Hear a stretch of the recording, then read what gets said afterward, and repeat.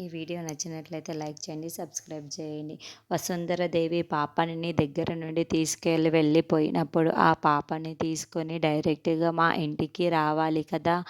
మరి ఎందుకు రాలేదు అని గౌతమ్ మా ఇంటికి అయితే చెప్పేసైతే అడుగుతూ ఉంటుంది. ఇంతలో అక్కడున్న వసుంధరాదేవి వాడు ఏదో ఒక ప్లాన్ చేసి ఉన్నట్టు ఉన్నాడు.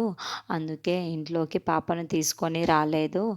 పాపను తీసుకొని రాలేదంటే ఏదో ఒక కొత్తగా ప్లాన్ వేసే ఉంటాడు. మమ్మల్ని ఏదో చెయ్యాలి అని అనుకుంటున్నాడైతే అనుకుంటుంది.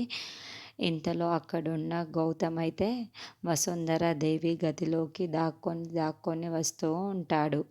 అది ఎవరు చూడకుండా తలుపులు తీసుకొని లోపలికి వచ్చేసి వసుంధరాదేవి గది మొత్తాన్ని వెతుకుతూ ఉంటాడు.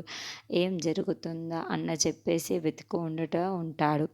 ఇంతలో అక్కడున్న వసుంధరాదేవి అయితే ఆ పాపని తీసుకొని పోయాడు. ఎందుకు రాలేరు అంటే వీడు ఏదో పని చేస్తున్నట్టు, ఏదో ఒక ప్లాన్ చేస్తున్నట్టు, ఇదేం ప్లాన్ చేస్తున్నారో అర్థం కావటం లేదని ఎలాగైనా సరే ప్లాన్ కనుక్కోవాలని తన రూమ్లో వెళ్ళి వెతుకుతూ ఉంటుంది. ఇంతలో అక్కడున్న గౌతమ్ అయితే మొత్తం ఆ గదిని చెక్ చేస్తూ ఉంటాడు. ఏమైనా దొరకాలి అని మొత్తం చెక్ చేస్తూ ఉంటాడు.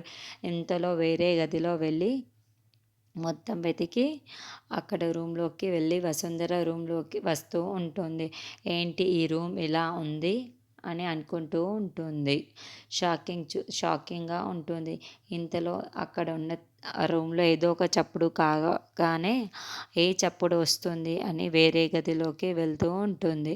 ఇంతలో అక్కడున్న గౌతమ్ని చూసి ఒక్కసారిగా షాక్ అయిపోతూ ఉంటుంది. ఈ టైంలో ఈ రూమ్లోకి వచ్చాడు, అది కూడా నా రూమ్లో ఏం చేస్తూ ఉంటాడు అయితే అనుకుంటూ ఉంటుంది. అరే గౌతమ్ అని గట్టిగా అరుస్తూ ఉంటుంది. ఆ మాటలు వినగానే అక్కడున్న గౌతమ్ ఏంటి చూసేసిందా అని చెప్పేసి అయితే అనుకుంటూ ఉంటాడు. ఇంతలో అక్కడున్న వసుంధరాదేవి మాత్రం గన్ను తీసుకొని వచ్చి గౌతమ్ని గురి పెడుతూ ఉంటుంది.